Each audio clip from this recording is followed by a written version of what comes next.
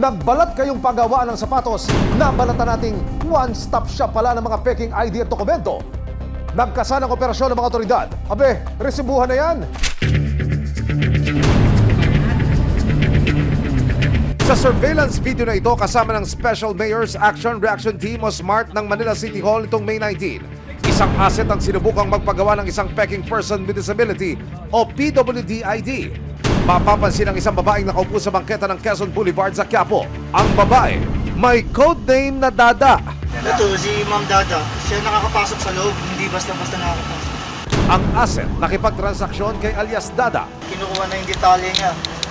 Umalis si alias Dada para puntahan ang hideout kung saan gagawin ang peking ID. Sino ang mabubuking? Ang asset o ang target? Matapos ang higit kalahating oras, bumalik ang target na may dalang resibo. Po, nakikita niya ng Philippines ID, nabot na po sa akin. Positibo ang ginawang peking PWD ID para sa asset. Agad pinlano ng operatiba ang gagawing pagsalakay. Mahuli kaya ang mismong mga sangkot sa paggawa ng fake IDs? Ang pineking PWD IDs makikitang hawig na hawig sa totoo o legit na IDs. Pwede niyo bang ipaliwanag sa kaharapan ng camera, ma'am, kung ano ho yung kaibahan ng orihinal at ng pinirata? Ito po, na fake IDs, kung titignan natin, ito po ay computerized po. Whereas wala po kaming ganong ini-issue. Ito po, ganun din ho siya. And at the same time, unang-una po, ang address po na nakalagay sa likod ay Quezon City. Na, dito pa lang po alam na natin na sila po ay hindi taga Manila. So, ipaliwanag nyo naman sa amin ngayon, mga ma'am, kung ano naman ho yung lehitimo, yun ho talagang legal na card na mula ho sa inyong tanggapan. Ang lehitimo po ay meron po tayo. Unang-una typewritten po siya. Typewritten po kung makikita nyo po. At malinaw po ang pirma ng aming mayor at vice mayor. So hindi po siya computerized, hindi po siya handwritten at wala rin po siyang border. At ang address po ay lehitimong taga Maynila. At nakalagay pa po dito ang aming barangay number ng may hawak ng PWD. Sa mga tweet po, May control code po kaming ginagamit. nasan po yun dyan, ma'am? Yung control code na yan, Dito po ay sa naaayon po yan doon sa corresponding number po nung kanilang, halimbawa, anong city sila, anong lugar po sila or barangay. Malaki raw ang epekto ng mga peking ID sa mga business establishment pati na sa gobyerno.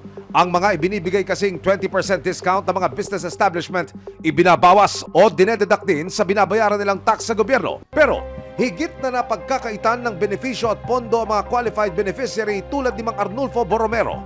43 taong gulang at isang repairman. Nito lang nakaraang buwan nang mabulag siya matapos tamaan ng debris ang kanyang mata habang nag-aayos ng metro ng tubig. Ngayong araw, naabutan namin siyang nag-a-apply ng PWD card sa Manila City Hall. No, tanggalan po kasi ako ng isang mata, na-operahan po. Sabi raw po, kahit paano, makakatulong daw po. Una, sinabi po sa akin, sa gamot, makaka-discount daw po. Tapos, meron daw po yata matatanggap na monthly po. 500 po yata, isang buwan.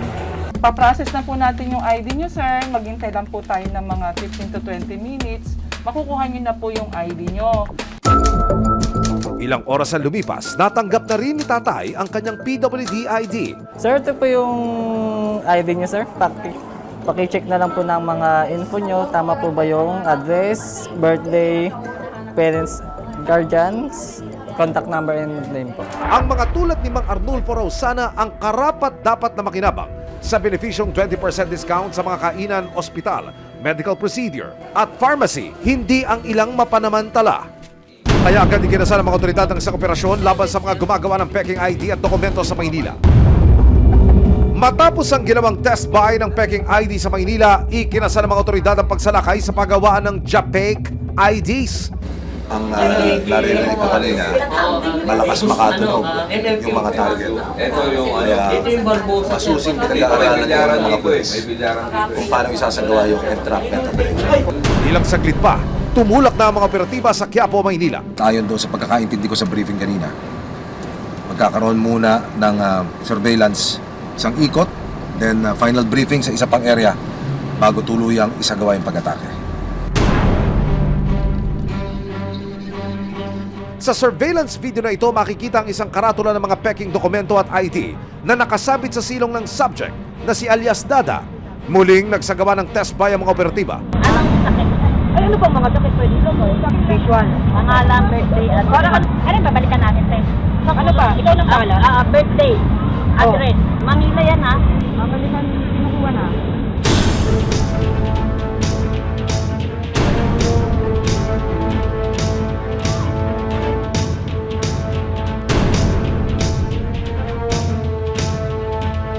Nang matunto ng hideout ng gumagawa ng peking IDs, Yan na, ayun. Ay, sikreto yun na po.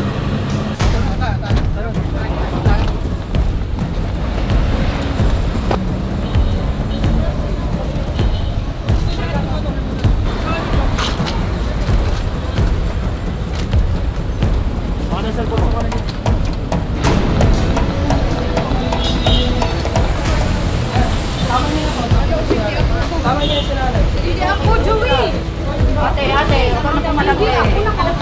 Oh, diyan ka muna ha. Oh, sige, diyan ka muna ha. Sama ka muna sa amin ha. Oh, sumama ko muna ng maayos ha, ate ha. Bakit ako? Nakiupo lang ako dyan. kasabay ng paghuli kay alias Dada ang pagsalakay sa itinurong pagawaan. Sa harapan, nagbabalat kayo na pagawaan ng leather shoes ang tindahan. Pero nang pasukin ito, huli sa akto ang ginagawang peking dokumento ng isang lalaki. Sa tabi ay may computer, printer at pang-laminate. Picture mo pa yung ibang mga dokumento ginawa nila. Sige sir, picture kayo. Upo ka dyan. Oo nga, alam nyo naman bawal, may sakit ka pala, lalo yung padalagan problema nyo. Ayun to. So, ngayon mga kapuso, kung nyo makikita, may nakita na akong ebidensya ang Manila Police District doon sa monitor ng cellphone. Meron ako naririnig na parang pineking PWD. Sa mga sa diploma. Nakuha mo na, maraming files mo. Dami to sir. Nandito. Dami rin. Nasa computer.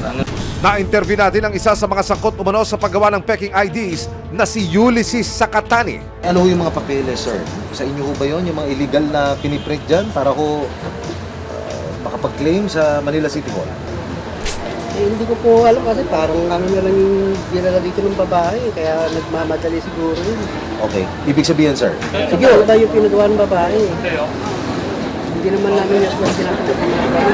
dito po sinasabing nililimbag yung ilan sa mga PWD cards na naipepresent para mabigyan ng benepisyo yung mga kababayan nating nananamantala. Hindi naman talaga sila talagang PWD. Ito po yung ilan sa mga ebidensya. CPU, printer, mga papeles. Habang pinoproseso ang paggawa ng peking dokumento sa isang bahay sa Quiapo, Maynila, may isa pang sinubukang salakay ng mga operatiba. Ayon sa impormasyon, dito po sa ilang palapag na bahay na ito na nasa loob ng Eskinita, dito pa rin sa area ng Maynila. Isa ito sa mga sinasabing pinaglilimbagan o piprintan ng mga peking cards. At hinihinalang naroon pa sa loob yung tao, kaya nakapaligid pa rin ang puwersa ng Manila Police District. Dito na rin natin nakapanayam ang babae sa surveillance video na si Soledad Martinez alias Dada. Ano ang papel nyo rito? Picture po ako. So, bakit dito sa illegal na gawain na ito? Alam ko po, hindi natin. Anong sakit? Ay, ano ba mga sakit pwede ko? Visual. Pangalan, birthday, at... Nakikita nyo, itong mga pinunta natin, Eskinita, mga residential na, mga apartment. So, ganun sila ngayon kaingat Opo. na magitago sa atin yung mga sinasabing paggawa. Tayo, hindi tayo titigil. Okay. So, pagka, halimbawa, makakuha tayo ng mga impormasyon na sa ganitong gawain, Opo. agad tayo magsasagawa ng mga operasyon na katulad nito. Tapos ang pamemeke dahil this time, it's for real. Kulong sa Manila City Hall ang mga suspect na kanilalang sina Soledad Martinez alias Dada, Ulysses Sakatani at Regina Bolante. Naharap sila sa kasong paglabag sa Article 172 o falsification by private individuals and use of falsified documents at Article 176 o manufacturing and possession of instruments or implements for falsification. 6 na buwan hanggang 6 na taon na pagkakakulong ang parusa sa sino mang magpapagawa o gagawa ng peking ID o mga dokumento. Ano masasabi niyo doon sa mga nagnanais na magpagawa, gustong makapanlamang, gustong makakuha ng ganyang klase ng mga bentahe, advantages? Sige po. Ito po ay labag sa batas at hindi po dapat tangkilikin. Unang-una po, itong PWD ID ay libre. Kung kahit hindi po nila kailangan pong mag-resort po na magbayad.